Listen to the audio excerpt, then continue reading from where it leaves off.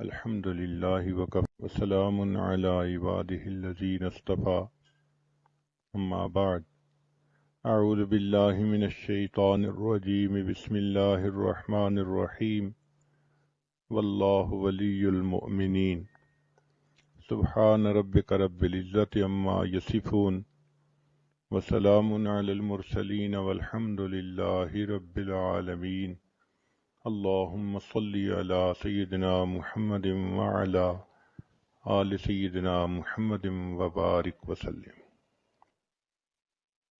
اللہ رب العزت کے ہم پر ان گنت احسانات ہیں، ان میں سے ایک احسان تو یہ کہ اللہ رب العزت نے ہمیں انسان بنایا اور پھر ایمان عطا فرمایا۔ ایمان کا عطا کرنا اللہ رب العزت کی بڑی نعمتوں میں سے ایک ہے۔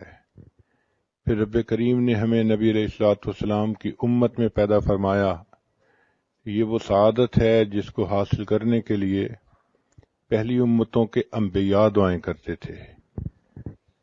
اللہ تعالیٰ نے ہمیں بن مانگے یہ نعمت عطا فرمائی۔ ہم جس قدر اللہ رب العزت کا شکر ادا کریں وہ کم ہے۔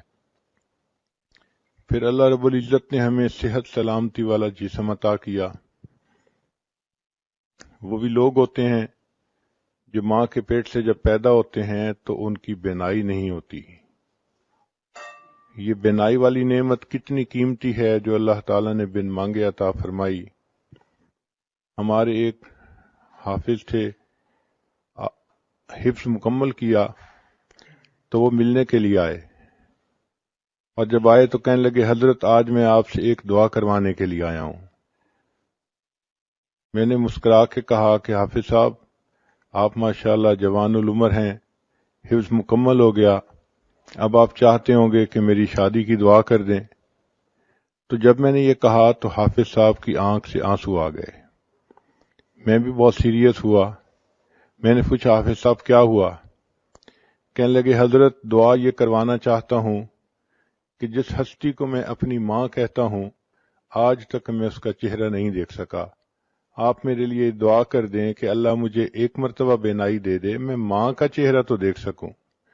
اس وقت احساس ہوا کہ اے کریم آقا، آپ نے ہمیں جو بینائی والی نعمت عطا فرمائی یہ کتنی قیمتی ہے، اور ہم اس نعمت کو مس یوز کرتے ہیں اور غیر محرم کے اوپر استعمال کرتے ہیں۔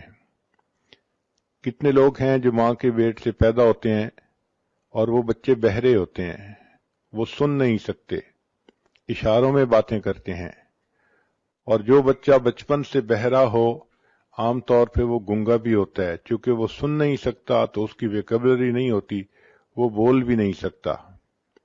اللہ رب العزت نے ہمیں سماعت بھی عطا فرمائی، ہم بات سنتے بھی ہیں، بات کرتے بھی ہیں۔ پھر دیکھیں انسان کے چہرے پر ناک ایک چھوٹا سا عضو ہے، لیکن اس ناک کے اندر اتنی خوبصورتی ہے کہ اس کے خوبصورت ہونے سے چہرہ خوبصورت ہوتا ہے اور اس کے بدصورت ہونے سے چہرہ بدصورت بن جاتا ہے۔ اللہ رب العزت نے یہ نعمت بھی ہمیں اچھی عطا فرمائی۔ پھر زبان کو دیکھیے، اللہ تعالیٰ نے ہم کلامی کی توفیق عطا فرمائی۔ ہم اپنی فیلنگز کو الفاظ کا جامہ پہنا سکتے ہیں، دوسرے سے بات کر سکتے ہیں۔ مجھے ایک مرتبہ ایک ایسے گھر میں جانے کا موقع ملا جہاں خامد گنگا تھا، بول نہیں سکتا تھا، اس کے 4 بچے تھے۔ تو میں ان کے گھر جا کے یہی سوچتا رہا کہ یہ 4 بچوں کا باپ ہے، اپنی بیوی سے اظہار محبت کرنا اس کو کتنا مشکل محسوس ہوتا ہوگا۔ ہم الفاظ کو کس طرح بنا سنوار کے کہہ دیتے ہیں دوسرے بندے کا دل خوش کرنے کے لیے، اور وہ اپنی بیوی سے صرف اشاروں سے باتیں کرتا تھا۔ اب دیکھیے یہ اللہ تعالیٰ کی ایک نعمت ہے جو اللہ نے عطا فرمائی تاکہ اس زبان کے ذریعے سے ہم قرآن پڑھیں اور اس زبان کے ذریعے سے ہم دین کی باتیں کریں۔ پھر اللہ رب العزت نے ہمیں ہونٹ عطا فرمائے۔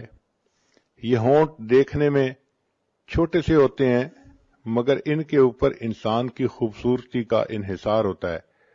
اگر ہونٹ بے ڈھنگے ہوں تو باوجود گورے رنگ کے اور باوجود اچھی خوبصورت شکل کے انسان خوبصورت نظر نہیں آتا۔ اگر انسان کی ہونٹ نہ ہوتے تو اس کے دانت یوں نظر آتے جیسا مردہ بکری کے دانت نظر آتے ہیں، انسان کی ساری خوبصورتی ختم ہو جاتی۔ چیز چھوٹی سی ہے مگر اہمیت دیکھیے کتنی ہے۔ اللہ رب العزت نے ہمیں ہاضمے کی نعمت عطا فرمائی، یہ بھی اللہ تعالیٰ کی نعمتوں میں سے ایک بڑی نعمت ہے۔ ایک آدمی کے پاس 100 بھینسیں تھیں لیکن وہ خود بھینس کا دودھ نہیں پی سکتا تھا، اس لیے کہ دودھ کے پینے سے اس کو ایک بیماری ہو جاتی تھی۔ کتنے لوگ ہیں جو لیکوڈ ڈائٹ پہ رہتے ہیں اور سالڈ چیز نہیں کھا سکتے۔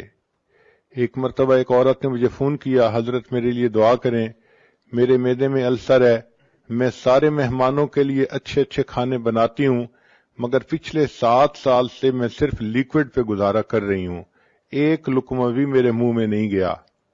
ہمیں اللہ رب العزت نے ہاضمے کی صحیح نعمت عطا فرمائی، ہم اپنی خواہش کے مطابق کھاتے بھی ہیں پیتے بھی ہیں، ہمیں چاہیے کہ ہم اس پر بھی اللہ رب العزت کا شکر ادا کریں۔ پھر ہاتھوں کی نعمت اللہ نے عطا فرمائی، یہ کتنی بڑی نعمت ہے جس سے کہ ہم دنیا کے سارے کام کرتے ہیں۔ ایک مرتبہ حرم شریف میں نے ایک بندے کو دیکھا، اس کے دونوں بازو کندھوں سے کٹے ہوئے تھے، تو وہ آگے ہی صف میں بیٹھا ہوا تھا نماز پڑھنے کے لیے۔ عجیب بات کہ میں یہی سوچتا رہا، یا اللہ اس کے دونوں بازو ہی نہیں ہیں، یہ اپنے کپڑے کیسے پہنتا ہوگا، یہ اگر واش روم جاتا ہوگا تو اپنی طہارت کیسے کرتا ہوگا، اللہ جب یہ سوتا ہوگا تو یہ رات کو اپنی رضائی کمبل کو کیسے سیدھا کرتا ہوگا۔ اس کے دونوں ہاتھ نہیں تھے۔ اس دن ایسی عجیب کیفیت ہوئی کہ میں بہت دیر اس بات پہ روتا رہا کہ اللہ آپ نے ہمیں یہ نعمتیں دیں، کاش کہ ان نعمتوں کو ہم آپ کی تعمیل میں استعمال کر سکتے۔ پھر ایسا بھی ہوتا ہے کہ بعض لوگوں کے پاؤں نہیں ہوتے، چنانچہ ایک صاحب کے پاس جوتے نہیں تھے، وہ ظہر کی نماز پڑھ کے جب نکلے تو ننگے پاؤں ان کو دھوپ پہ چلنا پڑا، پاؤں جل رہے تھے اور وہ اپنے دل میں یہ شکوہ کر رہے تھے کہ یا اللہ میں تو تیری نماز پڑھنے کے لیے مسجد میں آیا اور آپ نے مجھے جوتے بھی نہ دیے۔ ابھی ان کے دل میں یہ شکوے کی کیفیت تھی کہ انہوں نے دیکھا ایک نوجوان آ رہا ہے اور اس کے پاؤں ٹھیک نہیں ہے، وہ بیساکھیوں کے بل چل کے آ رہا ہے، تو ان کے دل پہ چوٹ پڑی اور انہوں نے یہ دعا مانگی کہ یا اللہ میں تو جوتے کی وجہ سے رو رہا تھا اور یہ شخص تو اپنی ٹانگوں سے ہی محروم ہے، کم از کم آپ نے مجھے ٹانگیں تو دیں۔ تو ہم اس چیز کا احساس نہیں کرتے اللہ نے ہمیں کتنی نعمتوں سے نوازا ہے۔ چنانچہ ایک شاکر انسان کو چاہیے کہ اللہ رب العزت کی ان تمام نعمتوں کا شکر ادا کرے، ان اعضاء کو اللہ تعالیٰ کی فرما برداری میں استعمال کرے، شریعت کے مطابق اپنی زندگی بنائے۔ اللہ تعالیٰ عورت سے چاہتے ہیں کہ یہ اپنے فرض ادا کرے، اپنے خاوند کو خوش رکھے، بچوں کی تربیت کرے اور یہ اللہ تعالیٰ کی شکر گزار بندی بنے، اپنی عزت و ناموس کی حفاظت کرے۔ رب کریم نے فرشتوں کو پیدا کیا، ان کو عقل تو دی مگر شہوت نہیں دی۔ اللہ تعالیٰ نے جانوروں کو پیدا کیا، ان کو شہوت دی مگر عقل نہیں دی۔ انسان کو اللہ نے پیدا کیا، اس کو شہوت بھی دی عقل بھی دی، مگر کام یہ دیا کہ تم اپنی عقل کی وجہ سے اپنی شہوت کو کنٹرول میں رکھو۔ چنانچہ ہر انسان کو اور ہر جاندار کو اللہ تعالیٰ نے حفاظت کے لیے کچھ نہ کچھ عطا کیا ہے۔ ایک تو اللہ نے انسان کی حفاظت کے لیے فرشتوں کو متعین کیا۔ حدیث پاک میں آتا ہے اگر فرشتے انسان کی حفاظت نہ کرتے تو جن انسان کو دنیا میں زندہ ہی نہ رہنے دیتے۔ یہ اللہ کا فضل ہے کہ فرشتے انسان کی حفاظت کرتے ہیں اور اسے جنوں سے بچاتے ہیں۔ پھر اللہ رب العزت نے اپنی حفاظت کے لیے ہر چیز کو کچھ نہ کچھ عطا کیا۔ مثلا شہد کی مکھی کو ڈنک دیا، جو آدمی بھی شہد کے چھتے میں سے شہد نکالنا چاہے تو مکھی اس پر حملہ کرتی ہے۔ بچھو کو بھی ڈنک عطا کیا۔ اللہ تعالیٰ نے سانپ کو اپنے بچاؤ کے لیے زہر دیا۔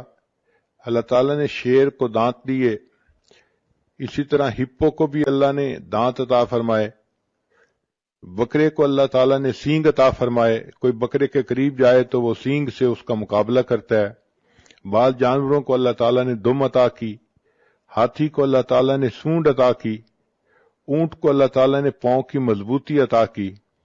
چنانچہ ہم نے ایک ڈاکومنٹری میں دیکھا کہ ایک جراف تھا، اس کے اوپر شیر حملہ کرنے کے لیے بھاگا تو اس جراف نے اپنی پچھلی دونوں ٹانگوں سے اس زور سے لات ماری کہ شیر کی کھوپڑی ٹوٹ گئی۔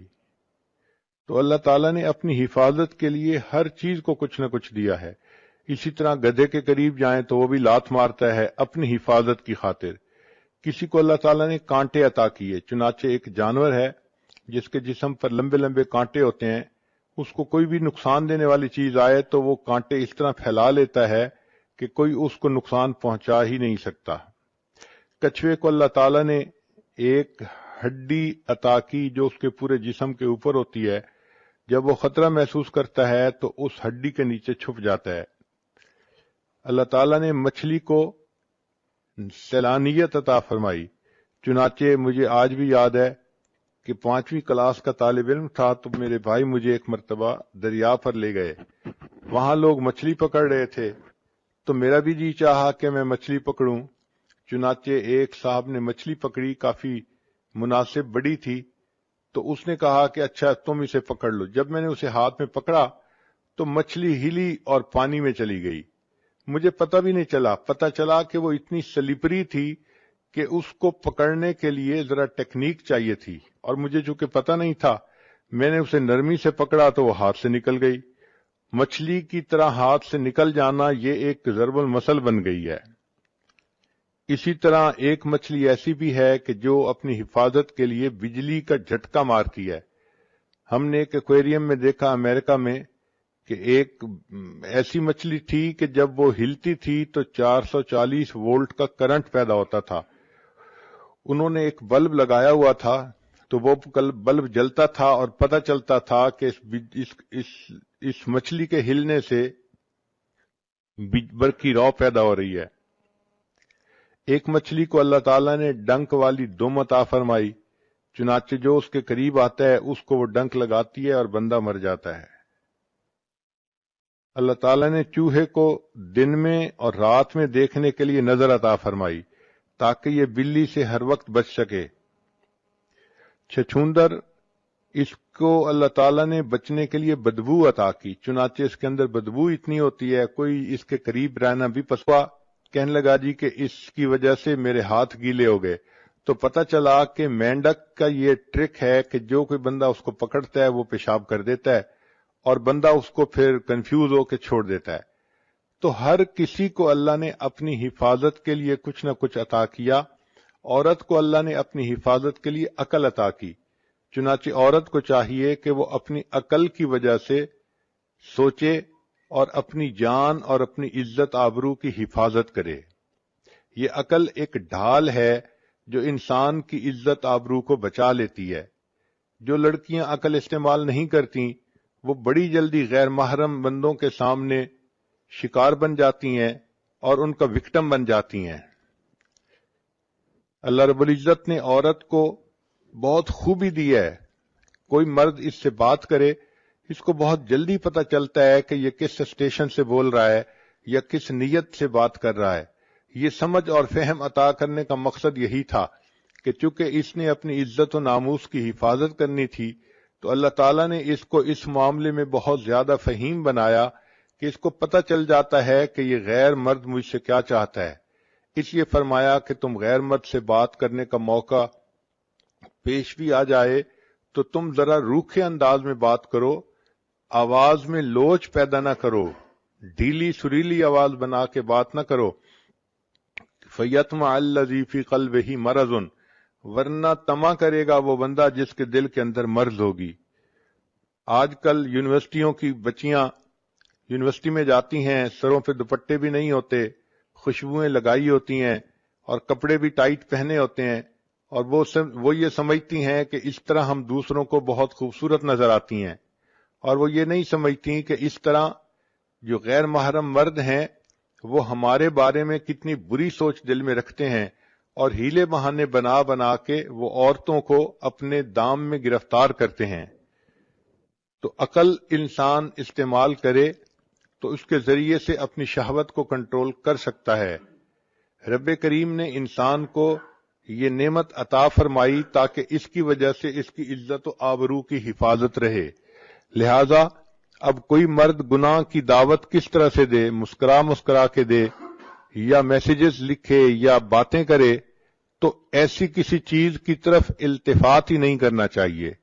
آرزوئیں خون ہوں یا حسرتیں پامال ہوں، اب تو اس دل کو تیرے قابل بنانا ہے مجھے۔ دعا مانگنی چاہیے کہ اللہ تعالی جان، عزت، آبرو کی حفاظت کرنے میں مدد فرمائے۔ ایک بات ذہن میں رکھ لیجئے کہ نفسانی خواہشات کو انسان جتنا پورا کرے یہ اتنا اور زیادہ بڑھتی ہیں۔ ان کو ختم کرنے کا ایک ہی طریقہ ہے کہ ان کو نظر انداز کریں اور ان کے ختم ہونے کی اللہ سے دعا مانگیں۔ جب اللہ سے دعا مانگیں گی تو اللہ تعالیٰ بچا لیں گے۔ اس لیے حضرت یوسف علیہ السلام نے کہا تھا کہ اے پروردگار عالم، اگر آپ مجھے نہیں بچائیں گے تو میں اس گناہ میں گر جاؤں گا۔ تو انسان اللہ سے دعا مانگے۔ عورت کو چاہیے کہ عشاء کے بعد 2 رکعت نفل پڑھ کے روزانہ اللہ سے یہ دعا مانگے، اے اللہ میری عزت و ناموس کی حفاظت رکھنا، مجھے کسی ایسی مشکل میں گرفتار نہ کرنا کہ جہاں میری عزت کو خطرہ ہو۔ ہم اللہ تعالیٰ سے مانگیں گے، اللہ تعالیٰ عطا فرمائیں گے۔ انسان اللہ تعالیٰ سے محبت کرتا ہے، اللہ تعالیٰ اس سے محبت کرتے ہیں۔ ایک بزرگ فرماتے ہیں کہ مجھے 4 چیزوں کو سمجھنے میں غلطی تھی، مگر قرآن پاک میں نے پڑھا تو مجھے پتہ چلا کہ میری غلطی کہاں کہاں پہ ہے۔ مثلا میں یہ سمجھتا تھا کہ میں اللہ سے محبت کرتا ہوں جس کی وجہ سے اللہ مجھ سے محبت کرتے ہیں، لیکن میں نے قرآن پاک میں پڑھا یحبہم ویحبونہ، تو تب مجھے پتہ چلا کہ اللہ تعالیٰ بندے سے پہلے محبت فرماتے ہیں اور اس کے نتیجے کے طور پہ بندے کے دل میں اللہ کی محبت پیدا ہوتی ہے۔ دوسری غلطی یہ تھی کہ میں یہ سوچتا تھا کہ انسان اپنے رب سے پہلے راضی ہوگا تو اس کے بدلے اللہ اس سے راضی ہوں گے۔ قرآن پاک پڑھا تو میری یہ غلطی بھی ختم ہو گئی۔ اللہ تعالیٰ فرماتے ہیں رضی اللہ عنہم ورضوا عنہ، اللہ ان سے راضی ہو گیا، وہ اللہ سے راضی ہو گئے۔ تو پہلے اللہ راضی ہوتا ہے، نتیجہ یہ ہوتا ہے کہ بندہ بھی پھر اپنے رب سے راضی ہو جاتا ہے۔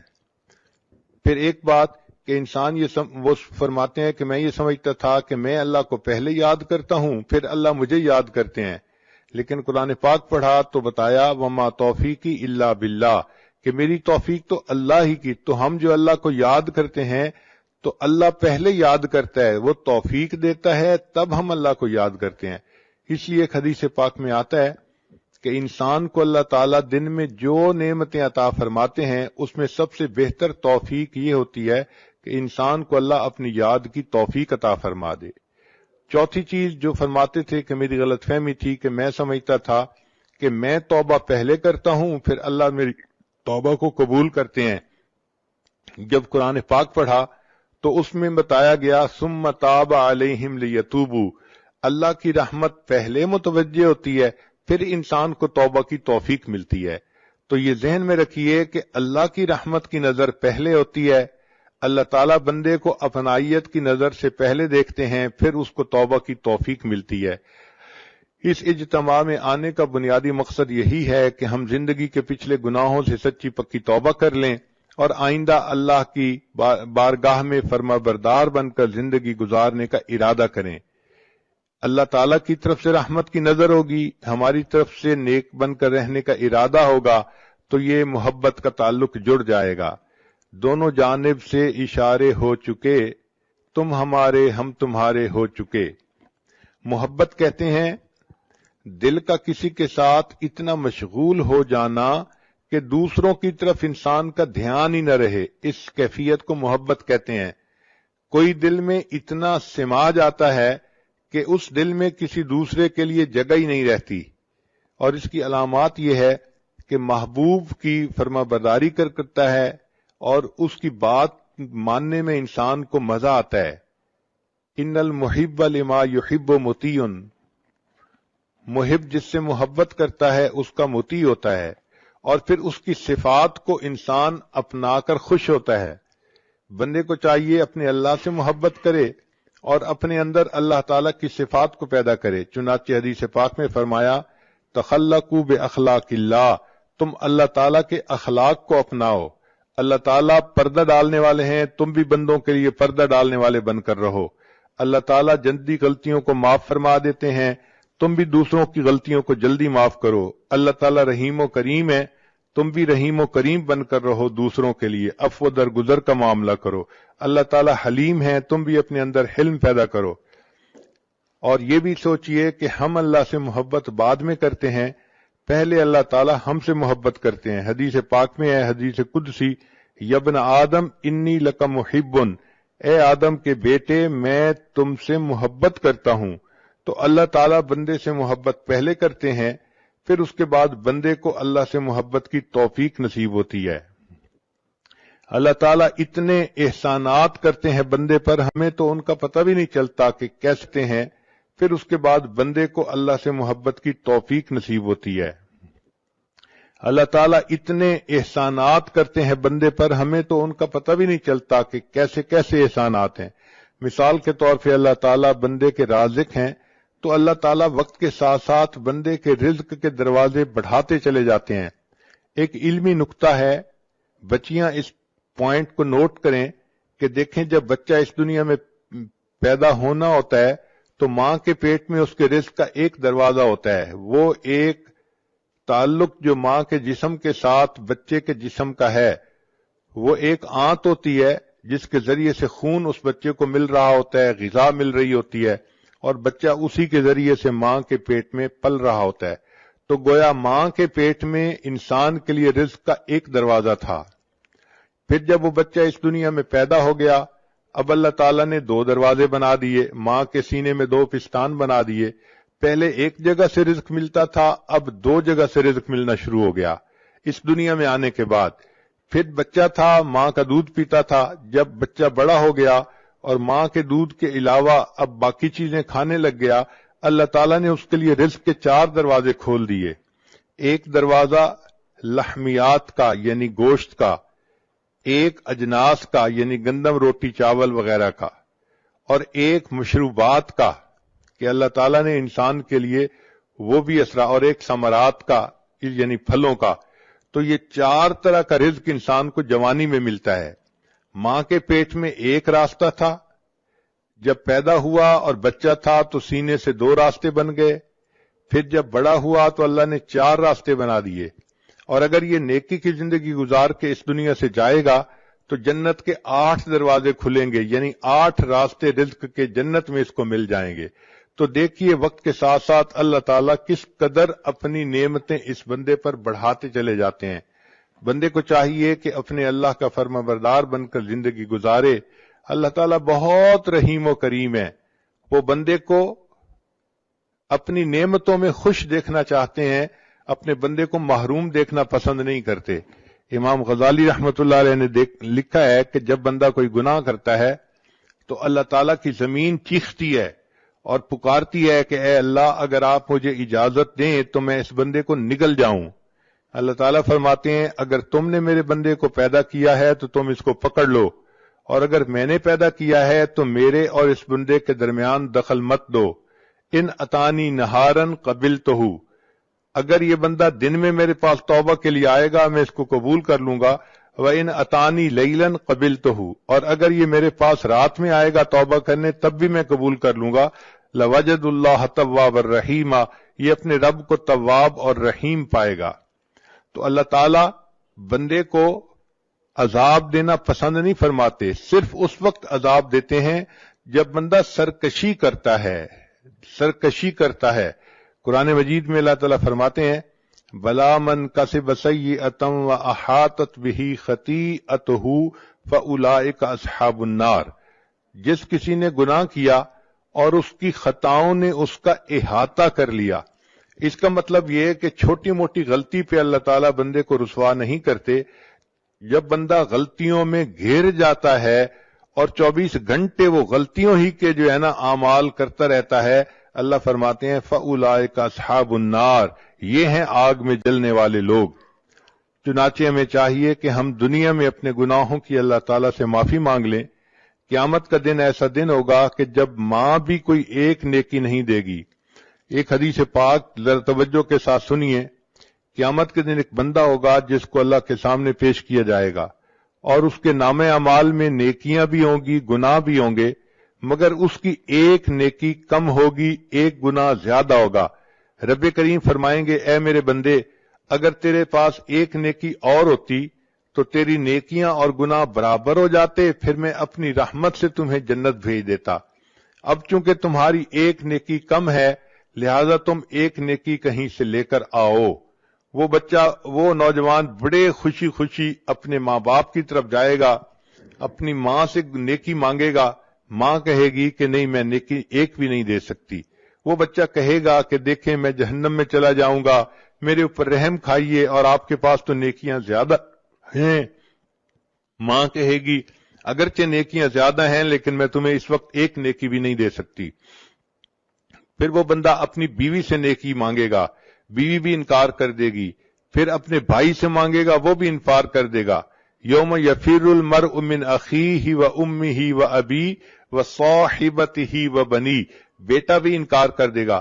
جب سب لوگ انکار کر دیں گے تو وہ بڑا ہی مایوس ہوگا کہ اتنے میرے لوڈ ون تھے اور آج ان کے پاس نیکیاں زیادہ بھی ہیں، یہ مجھے ایک نیکی دینے کے لیے تیار نہیں ہے. اتنے میں اس کو ایک بندہ ملے گا، وہ پوچھے گا تم کیوں رو رہے ہو؟ یہ کہے گا ایک نیکی کم ہے اس وجہ سے میں رو رہا ہوں اور مجھے کوئی نہیں دے رہا. وہ کہے گا اچھا مجھ سے ایک نیکی لے لو. تو جب وہ نیکی دینے کے لیے تیار ہو جائے گا تو قیامت میں اعلان کیا جائے گا کہ ایک بندے نے اس کو ایک نیکی دے دی جس کی وجہ سے نیکی اور گناہ برابر ہو گئے اور اللہ نے اپنی رحمت سے اس کے لیے جنت کا فیصلہ کر دیا. جب یہ اعلان ہوگا اللہ تعالیٰ پوچھیں گے اے جبریل یہ کیا معاملہ ہے، کیسا اعلان ہے؟ جبریل علیہ السلام کہیں گے اللہ آپ کے ایک بندے نے اپنی ایک نیکی دوسرے کو دے دی. اللہ تعالیٰ اس نیکی دینے والے کو بلائیں گے اور فرمائیں گے کہ تو کیسا سخی ہے کہ آج کے دن تو نیکی دوسرے کو دے رہا ہے. وہ کہے گا یا اللہ میرے نام اعمال میں ایک ہی نیکی تھی اور کوئی تھا ہی نہیں، اور میں نے تو جہنم جانا ہی تھا، میں نے سوچا میں تو جا ہی رہا ہوں، چلو میری نیکی دینے سے یہ بچ جاتا ہے تو میں اس کو بچا لوں. اللہ فرمائیں گے اچھا اگر تو نے اپنی سخاوت دکھائی تو میں اس بات کا زیادہ مستحق ہوں کہ میں اپنی سخاوت دکھاؤں، مجھ جیسا سخی کوئی نہیں، چلو میں نے تمہیں بھی جنت عطا فرما دی اور اس بندے کو بھی جنت عطا فرما دی. رب کریم تو اتنے مہربان ہیں کہ بندے کے لیے بخشش کے بہانے ڈھونڈتے ہیں. چنانچہ ہمیں چاہیے کہ ہم اللہ تعالیٰ کو اپنا دوست بنائیں. جو قرآن مجید کی آیت پڑھی ہے واللہ ولی المؤمنین، اللہ دوست ہیں ایمان والوں کے. مفسرین نے ولی کے کچھ معنی لکھے ہیں. ولی کا ایک معنی ہوتا ہے دوست، ایک ہوتا ہے نگران، ایک ہوتا ہے کارساز، اور ایک ہوتا ہے مددگار، ایک ہوتا ہے ساتھی اور ایک ہوتا ہے وارث. ایک ولی کے اتنے معنی ہیں. گویا جو اللہ کو اپنا ولی بنائے گا تو وہ دوست بھی اللہ کو بنائے گا، مددگار بھی، ساتھی بھی، وارث بھی. ہم اگر اللہ کو اپنا ولی بنا لیں گے تو اللہ تعالیٰ پھر ہمارے مشکلات کو آسان بھی فرما دیں گے. دوست اپنے دوست کی مشکلات کا خیال رکھتا ہے. کہتے ہیں کہ ایک ہاتھی نشین تھا اور اس نے کسی غریب کے ساتھ دوستی کر لی تو غریب نے کہا کہ نہیں میں آپ سے دوستی نہیں کر سکتا. ہاتھی نشین نے پوچھا کیوں نہیں کر سکتا؟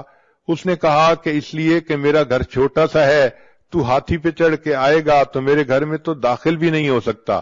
تو ہاتھی نشین نے مسکرا کے کہا سنو میں جس کو اپنا دوست بناتا ہوں پھر اس کا مکان اونچا بھی بنوا دیا کرتا ہوں تاکہ میرا ہاتھی وہاں جا سکے. تو اللہ تعالیٰ کو جب بندہ دوست بناتا ہے اللہ تعالیٰ اس بندے کے دنیا آخرت کے کاموں کو سنوار دیتے ہیں. اللہ تعالیٰ ہی اس بات کا مستحق ہے کہ ہم اس کو اپنا دوست بنائیں.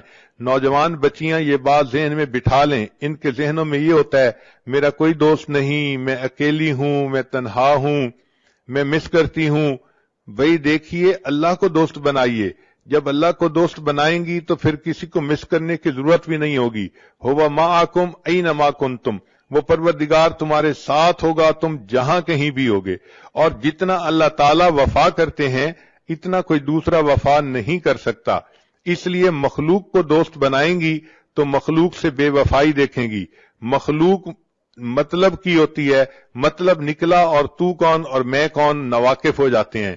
اللہ تعالیٰ کو دوست بنائیے. جس نے اللہ کو دوست بنا لیا، اللہ تعالیٰ اس بندے کے دنیا آخرت کے کاموں کو سنوار دیتے ہیں. تو آج کی اس مجلس میں یہ بات اپنے ذہنوں میں بٹھا لیجئے کہ محبت کے قابل فقط اللہ کی ذات ہے. مرنے والوں سے اور ڈھلنے والوں سے محبت کیا کرنی. عشق با مردہ نباشد پائیدار، عشق را با حی و با قیوم دار. مولانا روم رحمت اللہ فرماتے ہیں کہ مرنے والوں سے اور ڈھلنے والوں سے کیا محبت کرنی. اگر کرنی ہی ہے تو محبت اس سے کرو جو حی و قیوم ہے، ہمیشہ زندہ رہنے والا اور باقی رہنے والا ہے. تو انسان اگر اللہ سے تعلق جوڑتا ہے تو اللہ تعالیٰ اس بندے کے ساتھ نبھا کے دکھاتے ہیں. تو ہم اللہ کو اپنا دوست بنائیں. چنانچہ حضرت موسیٰ علیہ السلام کے پاس بنی اسرائیل کے لوگ آئے. اے اللہ کے نبی علیہ السلام، بڑا عرصہ ہوا بارش نہیں ہوئی، پانی کی قلت ہے اور جانور بھی پریشان ہے، انسان بھی پریشان ہے، آپ دعا کیجئے. حضرت موسیٰ علیہ السلام نے فرما دیا کہ اچھا، ساری قوم کے لوگ باہر ویرانے میں آئیں اور میں دعا کرواؤں گا. چنانچہ حدیث پاک میں آتا ہے کہ 70,000 لوگ اکٹھے ہوئے. حضرت موسیٰ علیہ السلام نے خوب دعا مانگی، اللہ تعالیٰ سے گڑ گڑا کے فریاد کی، مگر بارش کے کوئی آثار نہیں تھے. جب کافی دیر دعا کرنے کے بعد بھی بارش نہ ہوئی تو موسیٰ علیہ السلام نے پوچھا، اے اللہ، آپ کا ایک نبی آپ سے اپنی امت کے ساتھ مل کے دعا کر رہا ہے اور آپ کی طرف سے قبولیت کے آثار ظاہر نہیں ہو رہے. رب کریم نے فرمایا کہ اس قوم کے اندر ایک بندہ ہے جو 40 سال سے میرے ساتھ لڑائی کر رہا ہے گناہ کے ذریعے سے، یعنی وہ گناہ کر کے میرے ساتھ گویا لڑائی میں لگا ہوا ہے، اور اس کی وجہ سے میں بارش نہیں برسانا چاہتا. تو حضرت موسیٰ علیہ السلام کو اس بات پہ بڑا تعجب ہوا. انہوں نے اعلان کیا، اے لوگو، تمہارے اندر ایک ایسا بندہ ہے کہ جو 40 سال سے ایک گناہ میں مبتلا ہے اور اللہ تعالیٰ اتنے ناراض ہیں کہ اس کی موجودگی میں بارش نہیں دینا چاہتے. میں اس بندے سے کہتا ہوں کہ وہ یہاں سے نکل جائے اور اس کی وجہ سے دوسروں پر جو مصیبت آئی ہوئی ہے وہ ٹل جائے. حضرت موسیٰ علیہ السلام نے جیسے ہی یہ اعلان کیا تو تھوڑی دیر کے بعد بارش ہونے لگ گئی. حضرت موسیٰ علیہ السلام بڑے حیران کہ کوئی بندہ باہر نکلا بھی نہیں اور بارش بھی شروع ہو گئی، اور اللہ تعالیٰ فرماتے ہیں کہ اس بندے میں ایک بندہ ہے جو میرے ساتھ گناہ کے ذریعے جنگ میں لگا ہوا ہے. تو رب کریم صلی اللہ علیہ وسلم سے پوچھا کہ یا اللہ، یہ بارش کیسے ہوئی؟ اللہ تعالیٰ نے فرمایا کہ جس بندے کی وجہ سے بارش روکی گئی تھی اسی بندے کی وجہ سے بارش ہوئی. اے اللہ، اس کی وجہ سے بارش کیسے ہوئی؟ فرمایا کہ جب آپ نے اعلان کیا، اس بندے نے اپنے دل میں سوچا کہ اے اللہ، اگر میں اس وقت لوگوں سے باہر نکل جاؤں گا تو میری رسوائی ہوگی، میں کسی کو چہرہ دکھانے کے قابل نہ رہوں گا. اے کریم آقا، آسیتک 40 سنۃ فامہلتنی، میں نے 40 سال آپ کی نافرمانی کی، آپ نے مجھے ڈھیل دے دی. جئتک تقیا فقبلنی، اے اللہ، کہنے لگا جی کہ اس کی وجہ سے میرے ہاتھ کہنے لگا جی کہ اس کی وجہ سے میرے ہاتھ گیلے ہو گئے. تو پتہ چلا کہ مینڈک کہنے لگا جی کہ اس کی وجہ سے میرے ہاتھ کہنے لگا جی کہ اس کی وجہ کہنے لگا جی کہ اس کی وجہ سے میرے ہاتھ کہنے لگا جی کہ اس کی وجہ سے میرے ہاتھ کہنے لگا جی کہ اس کی وجہ کہنے لگا جی کہ اس کی وجہ سے میرے کہنے لگا جی کہ اس کی وجہ کہنے لگا جی کہ اس کی وجہ سے میرے ہاتھ کہنے لگا جی کہ اس کی وجہ سے میرے ہاتھ گیلے ہو گئے.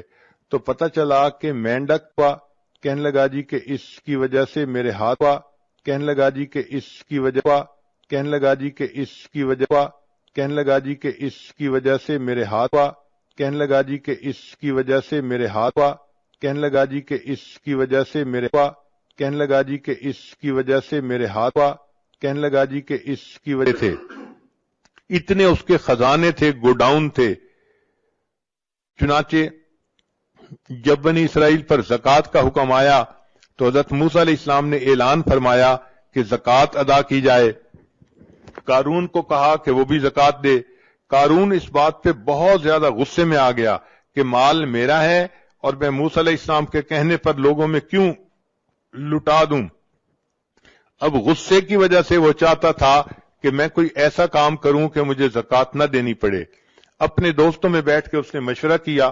چنانچہ دوستوں نے اس کو مشورہ کیا کہ تم کوئی ایسا کام کرو کہ جس کی وجہ سے موسیٰ علیہ السلام کی عزت خراب ہو جائے اور وہ لوگوں کی نظر سے گر جائیں، پھر آپ کہنا کہ میں ان کی بات نہیں مانتا. چنانچہ اس نے ایک عورت کے ساتھ رابطہ کیا اور اس کو کہا کہ میں تمہیں اتنے اتنے پیسے دوں گا، تم مجمع میں کھڑے ہو کے الزام لگا دینا کہ موسیٰ علیہ السلام نے میرے ساتھ حرام کاری کی ہے. چنانچہ عورت اگرچہ سمجھدار ہوتی ہے مگر ایموشنلی بہت جلدی پھسل جاتی ہے. وہ عورت مال کے چند ٹکوں کی خاطر پھسل گئی اور کہنے لگی بہت اچھا. چنانچہ ایک مجلس تھی جس میں حضرت موسیٰ علیہ السلام بھی تھے، بنی اسرائیل کے لوگ بھی تھے. وہاں پر وہ عورت کھڑی ہوئی اور کہنے لگی لوگوں میں آپ لوگوں کو ایک بات کہنا چاہتی ہوں. چنانچہ وہ یہ بات کہنا چاہتی تھی مگر اللہ تعالیٰ مددگار ہیں. حضرت موسیٰ علیہ السلام کا روب ایسا تھا کہ وہ کوئی بات نہ کر سکی اور کہنے لگی کہ بھئی مجھے تو قارون نے پیسے دینے کا وعدہ کیا تھا اور یہ کہا تھا کہ تم موسیٰ علیہ السلام پر بہتان لگا دو، اور موسیٰ علیہ السلام نے تو میرے ساتھ کوئی ایسا کام نہیں کیا، وہ تو بالکل پاک ہیں اور صاف ہیں. جب حضرت موسیٰ علیہ السلام کو پتہ چلا کہ قارون نے مجھے پبلکلی انسلٹ کرنے کے لیے ایسی حرکت کی تو موسیٰ علیہ السلام کو بہت جلال آیا. اللہ تعالیٰ سے دعا کی اے اللہ آپ مہربانی فرما دیجئے اور اس میری تکلیف کو دور کر دیجئے. رب کریم نے فرمایا کہ اے میرے پیارے موسیٰ علیہ السلام میں نے تھوڑی دیر کے لیے زمین کو تمہارے ماتحت کر دیا، جو حکم آپ زمین کو دیں گے وہ حکم زمین مانے گی. چنانچہ موسیٰ علیہ السلام نے حکم دیا اے زمین قارون کو نگل جا. قارون تیسرا حصہ زمین کے اندر دھنس گیا. پھر وہ پکارنے لگا، موسیٰ علیہ السلام سے معافیاں مانگنے لگا. موسیٰ علیہ السلام نے دوبارہ زمین کو کہا تو وہ 2/3 زمین کے اندر دھنس گیا. پھر معافیاں مانگنے لگا. حضرت موسیٰ علیہ السلام اتنے جلال میں تھے، تیسری مرتبہ حکم دیا اے زمین اس کو نگل جا. چنانچہ قارون کو زمین نگل گئی اور قارون زمین میں دھنستا چلا جائے گا. چنانچہ جب قارون دھس گیا اللہ تعالیٰ نے موسیٰ علیہ السلام کی طرف وحی بھیجی اے میرے پیارے موسیٰ علیہ السلام جب آپ نے زمین کو حکم دیا اس کو نگل جا، زمین نگل رہی تھی، اس وقت وہ آہ و فریاد کر رہا تھا، معافیاں مانگ رہا تھا، مگر آپ نے اس کی ایک نہ سنی اور اس کو آپ نے پورا کا پورا زمین کے اندر دھسا دیا. اے میرے پیارے موسیٰ علیہ السلام اگر وہ اس وقت مجھ سے فریاد کرتا تو میں پروردگار اس وقت بھی اس کی اس فریاد کو قبول کر لیتا اور اسے معاف کر دیتا. تو رب کریم تو اتنے مہربان ہے کہ ان کی مہربانی کے بارے میں کوئی بندہ سوچ ہی نہیں سکتا. کتابوں میں لکھا ہے ایک بندہ بت پرست تھا، ایک رات اس کو کوئی کام تھا تو اس نے کہا کہ میں آج رات بت کی عبادت کروں گا اور دعا مانگوں گا. چنانچہ وہ ساری رات یا سنم کہہ کہہ کے پکارتا رہا، دعا مانگتا رہا. اس کے اوپر نیند کا غلبہ ہو گیا. اب جب نیند کا غلبہ ہوا تو نیند کے غلبے میں یا سنم کہتے کہتے اس نے زبان سے نکلا یا سمد اللہ تعالیٰ کا نام ہے. تو جیسے ہی اللہ تعالیٰ کا نام لکھا اللہ تعالیٰ نے فوراً فرمایا لبیک یا عبدی، اے میرے بندے تم مجھ سے کیا چاہتا ہے؟ فرشتے حیران ہیں، اے اللہ یہ بت پرست ہے، یہ صنم کو پوجنے والا، یہ ساری رات صنم کو جو ہے پکارتا رہا. نیند کے غلبے کی وجہ سے آپ کا نام اس کی زبان سے نکل آیا اور آپ فوراً متوجہ ہوئے لبیک یا عبدی، میرے بندے بتاؤ تم کیا چاہتے ہو؟ اللہ تعالیٰ نے فرشتوں کو فرمایا کہ فرشتوں اس بندے نے بت کی پرستش کی، ساری رات بت کو پکارتا رہا اور بت نے کوئی جواب نہ دیا. اگرچہ میرا نام غفلت کی حالت میں اس کے منہ سے نکلا، اگر میں بھی جواب نہ دیتا پھر مجھ میں اور بت میں کیا فرق رہتا؟ تو رب کریم اگر اتنے مہربان ہے کہ ایک بت پرست غفلت کی حالت میں یا سمد کہہ دیتا ہے اللہ اس کو بھی پکار کا جواب دیتے ہیں، تو اگر وہ عورت جو اللہ سے محبت کرتی ہے، اللہ کی وجہ سے اپنی عزت و آبرو کی حفاظت کرتی ہے، اللہ کے محبوب صلی اللہ علیہ وسلم کی ایک ایک سنت پر محبت سے عمل کرتی ہے، ایسی نیک پاک لڑکی اگر تہجد کے وقت میں اللہ کے سامنے ہاتھ اٹھائے گی اور دعا مانگے گی، اللہ تعالیٰ اس کی دعاؤں کو کیوں نہیں قبول فرمائیں گے؟ اگر فرق ہے تو ہماری طرف سے ہے. عورت کو چاہیے کہ وہ اللہ کو اپنا وکیل بنائے، اللہ کو اپنا نصیر بنائے، اللہ کو اپنا ولی بنائے. حسبنا اللہ و نعم الوکیل نعم المولا و نعم النصیر۔ ایک تجربے کی بات یہ ہے کہ عام لڑکیاں اپنے خامند کو خوش کرنے کے لیے جتنے جتن کاٹتی ہیں، ہمارا یہ تجربہ ہے کہ اگر وہ اللہ کو منانے کے لیے اس سے آدھی بھی کوشش کر لیں تو اللہ تعالیٰ ان کو اپنا ولی بنا لے، ان کو اللہ تعالیٰ اپنی مقبول بندیوں میں شامل فرما لے۔ چنانچہ یک گیر محکم بگیر، ایک کو پکڑو اور مضبوطی سے پکڑو۔ آج دل میں عورتیں یہ فیصلہ کر لیں کہ ہم نے آج سے اپنے اللہ کو جو ہے اس کے در کو پکڑ لیا، اب ہم نیک بن کر رہیں گی، اللہ کو راضی کریں گی۔ دل و من لئی تیری بن گئی، اے اللہ میں نے دل سے یہ مان لیا کہ میں تیری بن گئی، چونکہ میں نے دنیا کی بے وفائیوں کو دیکھ لیا، دنیا والوں کی بے وفائیوں کو دیکھ لیا، اب میں صرف آپ ہی کی طرف رجوع کرتی ہوں۔ میرے آقا آپ ہی ہیں، میرے مالک، میرے خالق، میرے رازق آپ ہی ہیں، میں آپ ہی سے محبت کرتی ہوں اور اپنی ہر مصیبت میں آپ ہی کو مدد کے لیے پکارتی ہوں۔ جب ایک اللہ سے تعلق جوڑیں گی پھر دیکھنا کہ اللہ تعالیٰ کیسے کیسے اپنے بندوں سے نبھاتے ہیں اور ان کے لیے معاملات کو سیدھا کر دیتے ہیں۔ قرآن مجید میں ایک جگہ تذکرہ ہے کہ فرعون کی بیوی تھی آسیہ بنت مزاحم۔ ایک مرتبہ فرعون کو پتہ چلا کہ یہ موسیٰ علیہ السلام پر ایمان لے آئی تو وہ بہت خفا ہوا اور اس نے اپنی بیوی کو اپنے گھر سے نکال دیا۔ اب بیوی کو گھر سے نکال دینا یہ کوئی چھوٹی سزا نہیں ہوتی، اس عورت کی تو ایک دفعہ زندگی ہی تاریک ہو جاتی ہے۔ تو جب وہ اس کو ذلیل و رسوا کر کے گھر سے نکال رہا تھا تو اس وقت بی بی آسیہ نے اللہ سے یہ دعا مانگی، رب ابن لی عندک بیتا فی الجنہ، اے اللہ یہ فرعون تو مجھے اپنے گھر سے دھکے دے رہا ہے اور نکال رہا ہے اور میں بے گھر ہو رہی ہوں، اے اللہ اب اس کے بدلے تو مجھے جنت میں گھر عطا فرما دینا، رب ابن لی عندک بیتا فی الجنہ۔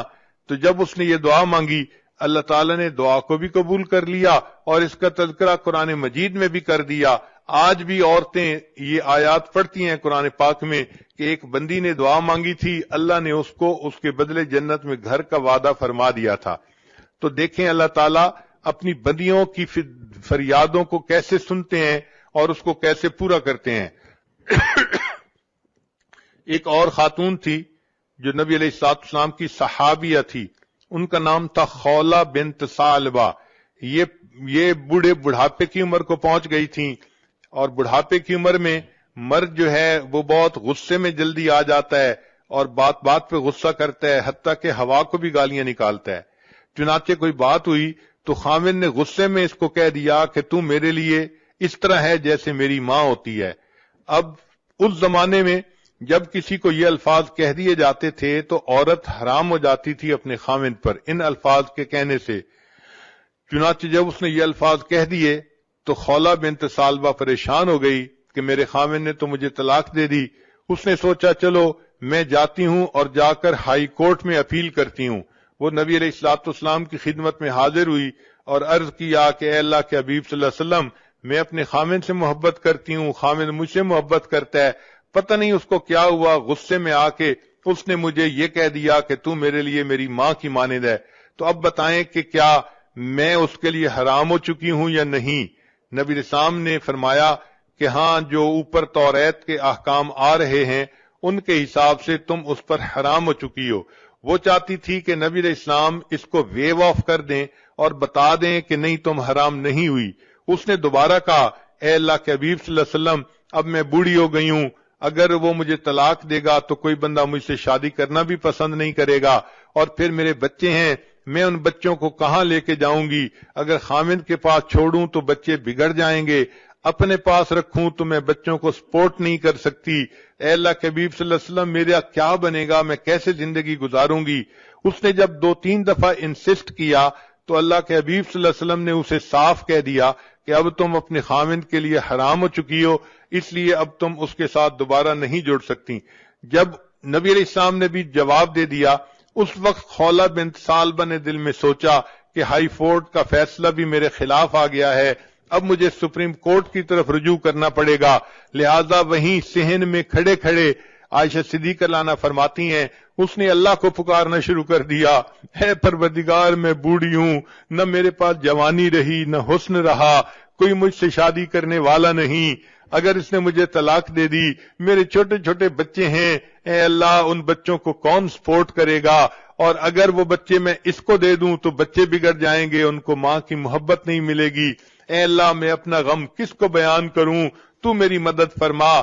عائشہ صدیقہ رضی اللہ عنہا فرماتی ہیں وہ ابھی اپنے رب سے یہ مناجات کر رہی تھی کہ نبی علیہ الصلوۃ والسلام کے اوپر وحی کے آثار شروع ہو گئے، میں نے اس بوڑھی عورت کو چپ کروایا، چپ کرو، نبی علیہ السلام پر وحی اتر رہی ہے۔ وہ تھوڑی دیر چپ ہوئی، نبی علیہ الصلوۃ والسلام نے فرمایا اللہ نے قرآن جو ہے نا وہ اتار دیا، فرمایا قد سمع اللہ قول التی تجادلک فی زوجہا وتشتکی الی اللہ، اللہ نے اس بڑھیا کی فریاد کو سن لیا، وہ اپنے اللہ کو پکار رہی تھی۔ سوچنے کی بات ہے، عورت اگر اللہ سے اپنا دل لگاتی ہے اور ایسے مشکل وقت میں اللہ کو پکارتی ہے، اللہ اتنے کریم ہیں، اس کی پکار کو بھی سنتے ہیں اور قرآن پاک کا اس کو حصہ بھی بنا دیتے ہیں۔ لہذا عورتوں کو یہ بات اچھی طرح دل میں بٹھا لینی چاہیے کہ ہماری محبت فقط اللہ کے لیے مخصوص ہے اور ہمارا کارساز فقط اللہ ہے۔ ہم دنیا میں کسی کی مدد نہیں چاہتے، ہم دنیا میں کسی غیر کی طرف قدم نہیں بڑھانا چاہتے، ہم اللہ ہی سے مانگتے ہیں۔ اللہ تعالیٰ مہربانی فرمائیں گے، دنیا میں بھی قدم قدم پر بندے کی حفاظت فرمائیں گے اور آخرت کی نعمتیں بھی بندے کو عطا فرمائیں گے۔ وآخر دعوانا ان الحمد للہ رب العالمین۔